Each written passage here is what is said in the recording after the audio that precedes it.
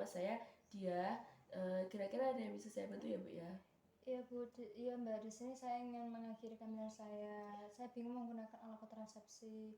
Bisa Mbak bantu? Bisa. Sebelumnya di sini saya data terlebih dahulu ya Bu ya. Kira-kira namanya siapa ya Bu ya? Saya Naswa. Alamatnya di mana ya Bu ya? Muneng Balam Ponorogo. Umurnya berapa ya Bu ya? Umurnya 25 tahun. Kira-kira apa nama suaminya siapa ya Bu ya? Suaminya Mahardika. Alamatnya di mana ya Bu ya suaminya? Muneng Balam Ponorogo. Pekerjaan suaminya? Karyawan swasta. Baik ya Bu ya. Di sini Ibu kira-kira ingin melakukan program KB apa ya Bu ya? Di sini sudah apa saja ya Mbak? Ada pil, ada kondom, ada MUW, ada MUB, ada KDR, ada suntik.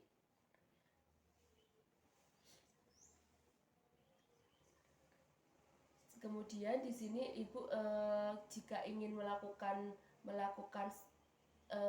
steril dan untuk menghindari kehamilan itu saya sarankan Ibu menggunakan MOP ya Bu ya. MOW ya Bu ya. Kemudian apakah Ibu setuju dengan ini? Itu tujuannya apa saja ya Mbak? Syaratnya juga. Oh, di sini tujuannya adalah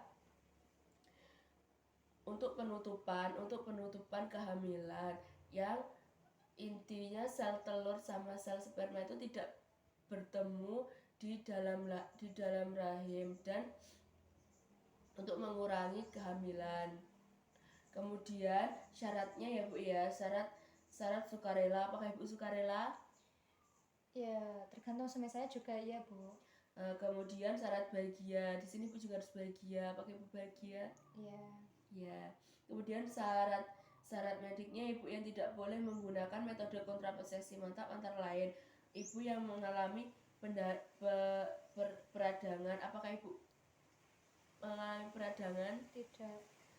Peradangan dalam rongga dan panggul, obesitas berlebihan, dan Ibu yang sedang hamil atau dicurigai sedang hamil. Apakah Ibu saat ini sudah hamil atau tidak? Belum Bu. Kemudian terakhir haidnya kapan ya Bu ya? 1 minggu yang lalu Bu. 1 minggu yang lalu. Nanti bisa dites ya Bu ya. Iya. Ya. Kemudian teknik melakukan kemudian teknik melakukan MOW-nya ya Bu ya. Yang pertama tahap persiapan. Kemudian ya Bu ya, waktu pelaksanaan MOW-nya ya. Yang pertama itu masa interval selama siklus menstruasinya ya Bu ya. Kemudian pasca persalinan atau sesudah melahirkan. Kemudian yang pasca keguguran atau sesudah keguguran ya Bu ya. Kemudian waktu operasi pembukaan perut. Kemudian indikator MOW-nya itu indikasi medis umum. Yang kedua indikasi medis obstetri, kemudian indikasi medis ginekologi, indikasi sosial ekonomi. Dari penjelasan ini apakah Ibu yang ini sudah paham ya tentang indikasinya? Belum. Itu maksudnya gimana ya Mbak? Baik ya Bu ya, yang indikasi medis umumnya Bu ya, seperti gangguan fisik. Gangguan fisik itu seperti mempunyai penyakit jantung dan sebagainya. Kemudian gangguan psikologisnya, gangguan psikis yang dialami yaitu seperti psikosis, sering menderita psikosis nafas dan lain-lain seperti sesak nafas. Ya. Kemudian yang indikasi medis obstetri itu takseme gravidarum yang berulang secara yang berulang, histeria obstetri dan sebagainya. Kemudian indikasi medis ginekologi itu adalah pada waktu melakukan operasi ginekologi dapat pula dipertimbangkan untuk sekalinya melakukan sterilisasi. Maksudnya ini sesudah operasi melahirkan. Kemudian yang indikasi sosial ekonominya Ibu ya.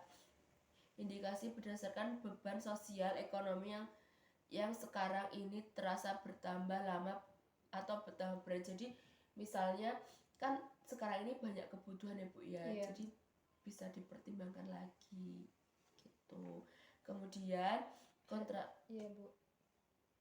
Kemudian kontraindikasi mutlaknya itu peradangan dalam rongga panggul. Apakah Ibu pernah? Tidak. Tidak. Kemudian peradangan liang senggama atau vagina. Waktu bersenggama itu apakah punya peradangan? Tidak. Terus kafum tidak bebas, ada perlekatan. Ada, tidak. Kemudian kontraindikasinya ya Bu ya. Kontraindikasinya ini kontraindikasi mutlak dan kontraindikasi relatif. Tadi yang mutlak sudah saya jelaskan ya Bu ya. Kemudian yang relatif itu obesitas berlebihan dan bekas laparotomi. Apakah ada yang ditanyakan Ibu ya? Ada. Itu keuntungannya apa ya Mbak? Kemudian keuntungan dari MOW ini adalah perlindungan terhadap terjadinya kehamilan sangat tinggi, terus lebih aman, kemudian tidak mempengaruhi proses menyusui. Jadi aman untuk ibu menyusui ya, bisa menyusui kapan aja dan asinya lancar. Kemudian tidak bergantung pada faktor senggama, jadi bisa bersenggama kapan aja ya Bu ya, tanpa memikirkan efek sampingnya juga, jadi aman.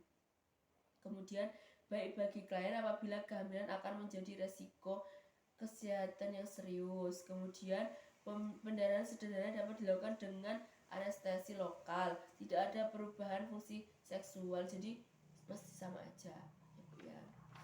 Kemudian di sini juga saya akan baca tentang kerugiannya juga ya Bu ya. Kerugiannya di sini ada harus dipertimbangkan sifat permanen metode kontrasepsi ini tidak dapat dibolehkan kembali. Jadi jika Ibu ingin melakukan MOW ini, Ibu juga harus mempertimbangkan juga, karena ini kan juga permanen Ibu ya. Jadi takutnya kalau Ibu pengen punya anak, nanti kan kemungkinannya juga kecil.